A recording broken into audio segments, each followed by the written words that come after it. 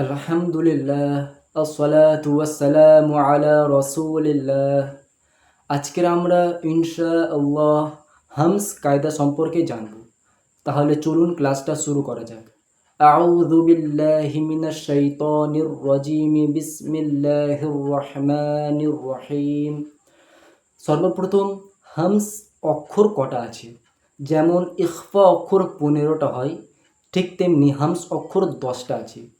Humps অক্ষর কি কি সেটা বলে দিই, তারপরে হামস কি সেটা বলছি। সেই 10টা হামস অক্ষর হচ্ছে তা, সা, হা, খ, সিন, শিন, সদ, হা, ফা, কাফ। অর্থাৎ এই 10টা অক্ষর হচ্ছে হামস অক্ষর। আর এই অক্ষরগুলো নিয়ম হচ্ছে হামস এই কারণে বলা হচ্ছে কারণ এই অক্ষরগুলো যখন পড়া হবে নিঃশ্বাসটা চলন্ত থাকবে, নিঃশ্বাসটা স্টপ হবে না।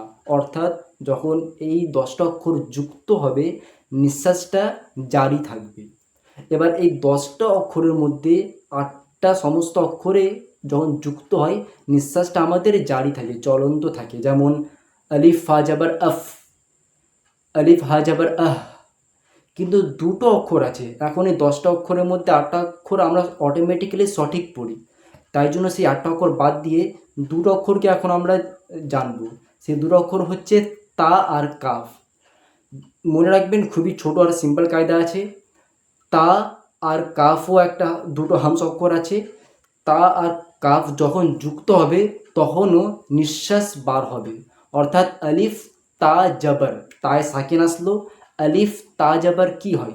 আলিফ তা জাবার আত বলি, কিন্তু আত হবে না, আত আত। এই যে এই সাউন্ডটা করছি এটা হচ্ছে হামস। ঠিক তেমনি আলিফ কাফ জাবার আক বলি, কিন্তু এটা আক নয়, আক আক।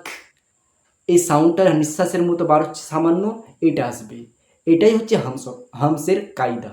আল্লাহু আকবার, তো আক এখানেও হামস হচ্ছে আল্লাহু আকবার, আক হামস আছে। হামস কায়দা এই কারণে করা হয়, যদি হামস কায়দা করা না হয় তাহলে যখন তা অথবা কাফ যুক্ত হচ্ছে, তো তা বা কাফ কোনটা যুক্ত হচ্ছে যারা কোরআন শুনবে তারা বুঝতে পারবে না। যদি আমি এইভাবে বলি আতবাউ, আতবাউ, তো তা বললাম না কাফ বললাম, এটা ক্লিয়ারলি বুঝতে পারছেন না। কিন্তু যদি আমি হামস করি আতবাউ, আত বুঝতে পারছেন, আকবাউ কাফ বুঝতে পারছেন। তো ব্যাস এইটুকুনি কায়দা। তা হামস অক্ষর 10টা আছে, কিন্তু 10টা অক্ষরের মধ্যে 8টা সমস্ত অক্ষর আমরা হামস অটোমেটিক্যালি করি। দুটো অক্ষর তার কাফে আমরা করি না, ওই জন্য বলে দিচ্ছি। তার কাফ যখনই কারোর সঙ্গে যুক্ত হবে এইভাবে যুক্ত হবে, আত আক।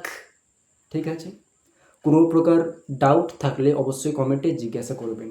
আর যারা নুরানি কায়দা সম্পূর্ণ পড়তে চান, আমার এই চ্যানেলের প্লেলিস্টে 1 থেকে 28 পর্যন্ত বা 29 পর্যন্ত সমস্ত তাখতি করা আছে, সেখান থেকে আপনারা নুরানি কায়দা সব পড়তে পারবেন।